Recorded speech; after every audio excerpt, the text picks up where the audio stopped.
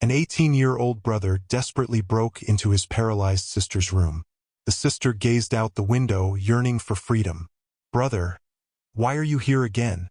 The next second, Duan-Fei burst into tears, wailing uncontrollably.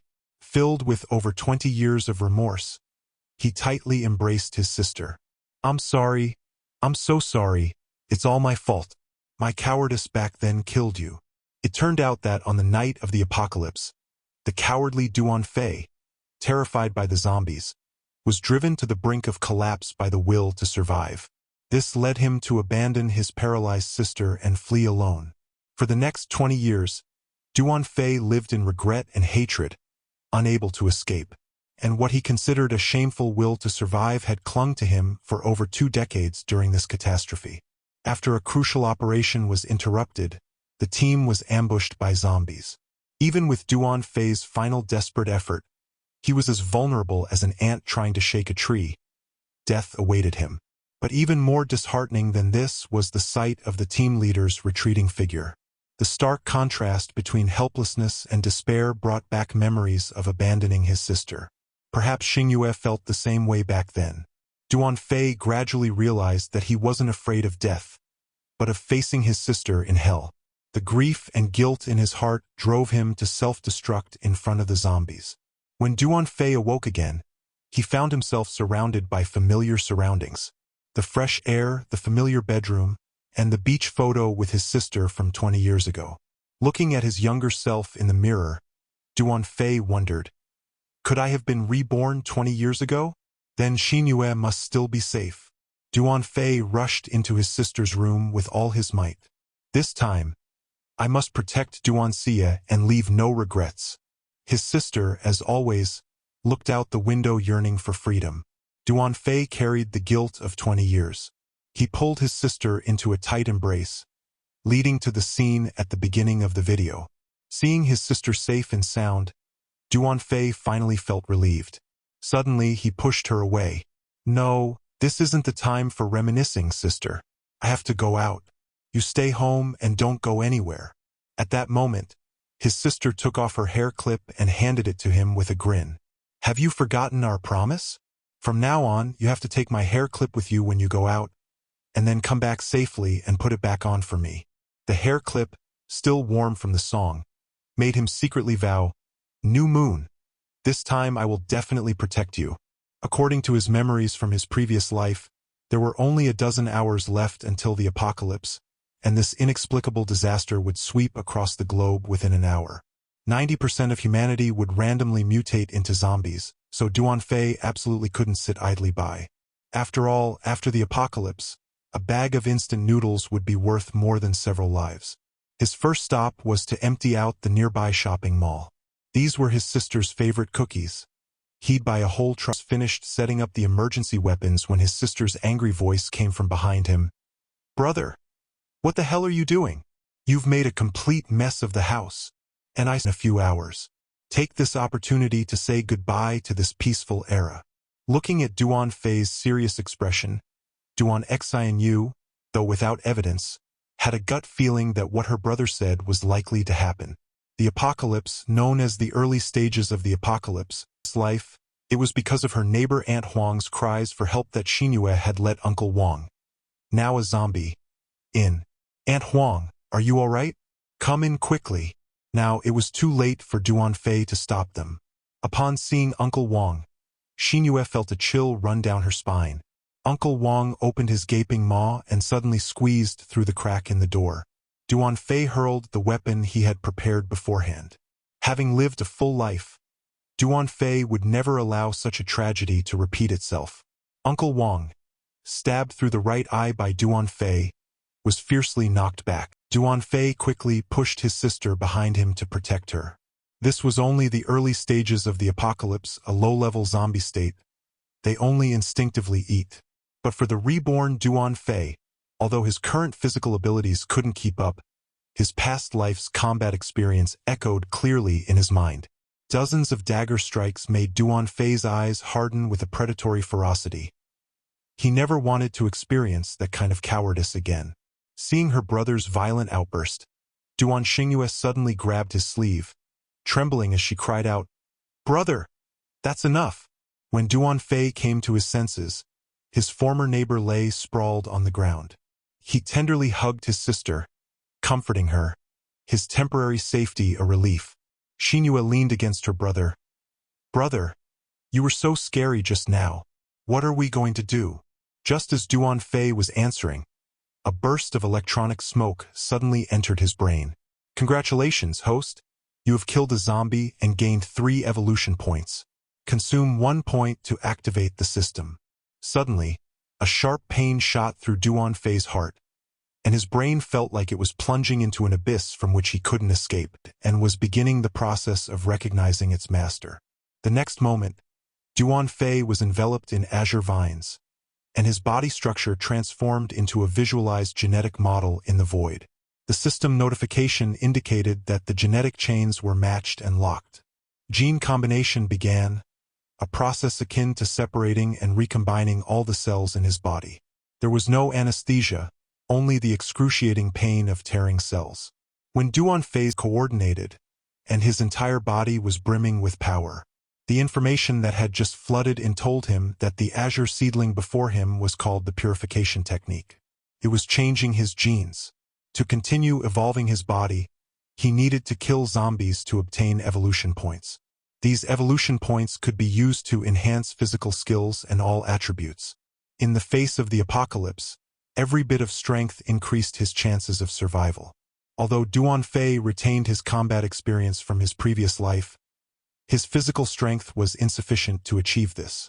So Duan-Fei allocated the remaining 2 evolution points to infantry in this life. He was determined to fly decisively, never repeating the same mistakes, and would definitely protect his sister Duan-Fei's consciousness. After leaving the system space, his body gradually opened its eyes. Although he moved quietly, he still woke his sleepy sister. Xianyu's eyes were filled with tears. "Brother, you're finally awake.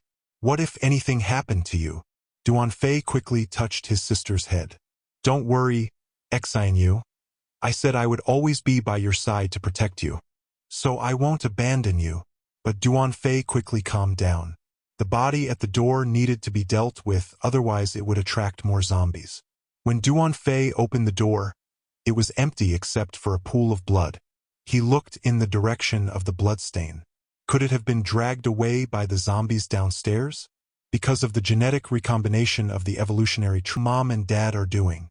Mentioning their parents didn't bring joy to his sister, nor did it bring Duan-Fei. His parents had cruelly abandoned a pang of heartache. "Brother, I'm afraid the world will suddenly become like this. I'm afraid my legs will be a burden to you."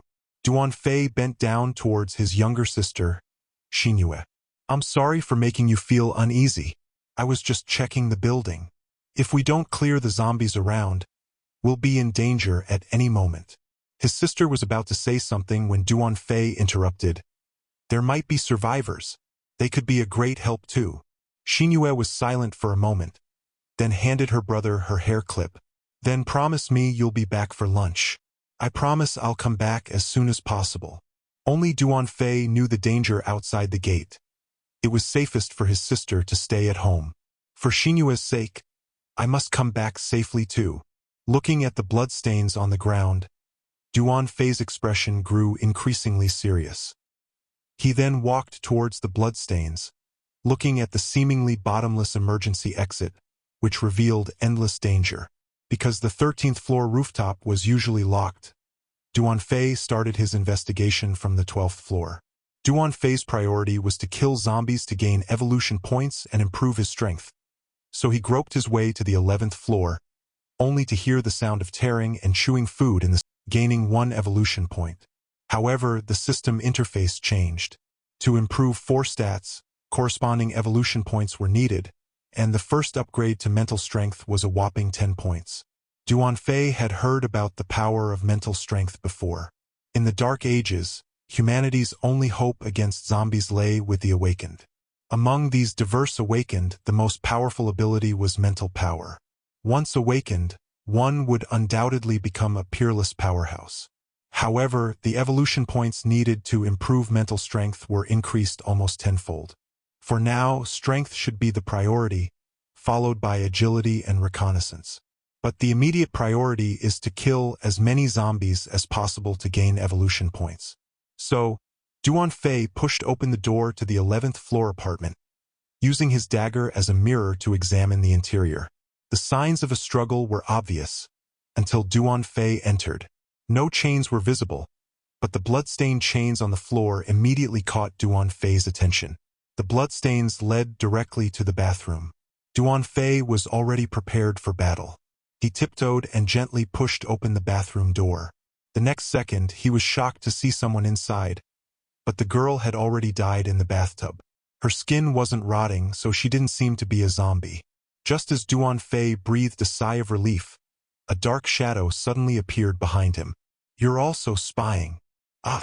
The zombie immediately opened its blood-red maw and bit at Duan Fei's shoulder. Immediately, a dagger pierced the zombie's throat. After a burst of nucleic acid, Duan Fei finished the zombie off with a single strike. The system notification indicated that he had killed a low-level zombie and gained evolution points. Duan Fei was also sweating profusely. He couldn't let his guard down. This wasn't a game where you could resurrect after dying. After leaving the house, Duan Fei headed towards the opposite building. There were 2 apartments on each floor and 10 more floors below. It seemed he needed to speed things up. The resident on the 11th floor was staring intently at Duan Fei through the peephole, his baseball bat poised to strike. Hearing a knock, Aunt Lee opened the door and asked, "Duan Fei, what brings you here so late?" Duan Fei explained the situation, but Aunt Lee refused to let him in. Duan Fei then used his foot to block the door, raised his dagger, and said to Aunt Lee with murderous intent, "I hope you'll cooperate. I need to personally check the situation inside your house. I'm nervous." Aunt Lee couldn't refuse Duan Fei and invited him inside. "You see," she said, "my place is spotless. There couldn't possibly be any zombies." When Duan Fei inquired about his son and husband in the family photo, Aunt Lee's eyes darted around nervously. Her answer sounded strained. "My husband went to pick up the child from his tutoring class and hasn't come back yet. You can probably leave now." Just as Duan Fei thought the house was safe and was about to leave, a sudden, loud knocking came at the door, and he immediately became alert. Aunt Lee panicked. "Impossible! I'm all alone here." Duan Fei tried to open the bedroom door, but Aunt Lee refused, saying, "Please leave my house. Don't come into my bedroom." Duan Fei only opened the door a crack, and a strong smell of blood filled the room. Then, Duan Fei glimpsed a scene of fatherly love and filial piety in the bedroom. The son, now a zombie, had killed his father. The child, his face contorted with rage, asked, "Uncle, are you here for tutoring too?" However, what Duan Fei didn't know was, Aunt Lee suddenly swung a baseball bat behind him, aiming for his skull.